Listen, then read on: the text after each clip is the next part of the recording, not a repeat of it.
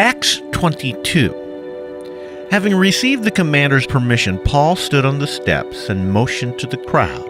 When they were all silent, he said to them in Aramaic, "Brothers and fathers, listen now to my defense." When they heard Aramaic, they became very quiet. Then Paul said, "I am a Jew, born in Tarsus of Cilicia, but brought up in this city under Gamaliel. I was thoroughly trained in the law of our fathers and was just as zealous for God as any of you are today. I persecuted the followers of the way to their death, arresting both men and women and throwing them into prison, as also the high priest and all the council can testify. I even obtained letters from them to their brothers in Damascus and went there to bring these people as prisoners to Jerusalem to be punished. About noon, as I came near Damascus, suddenly a bright light from heaven flashed around me. I fell to the ground and heard a voice say to me, 'Saul, Saul, why do you persecute me?' 'Who are you, Lord?' I asked. 'I am Jesus of Nazareth, whom you are persecuting,' he replied. My companions saw the light, but they did not understand the voice of him who was speaking to me. 'What shall I do, Lord?' I asked. 'Get up,' the Lord said, "and go into Damascus. There you will be told all that you have been assigned to do.' My companions led me by the hand into Damascus because the brilliance of the light had blinded me. A man named Ananias came to see me. He was a devout observer of the law and highly respected by all the Jews living there. He stood beside me and said, 'Brother Saul, receive your sight.' And at that very moment, I was able to see.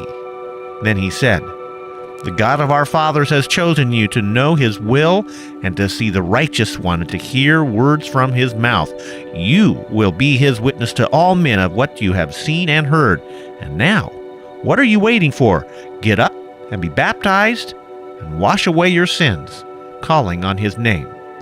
When I returned to Jerusalem and was praying in the temple, I fell into a trance and saw the Lord speaking. 'Quick,' he said to me, 'leave Jerusalem immediately, because they will not accept your testimony about me.' 'Lord,' I replied, 'these men know that I went from one synagogue to another to imprison and beat those who believe in you. And when the blood of your martyr Stephen was shed, I stood there giving my approval and guarding the clothes of those who were killing him.'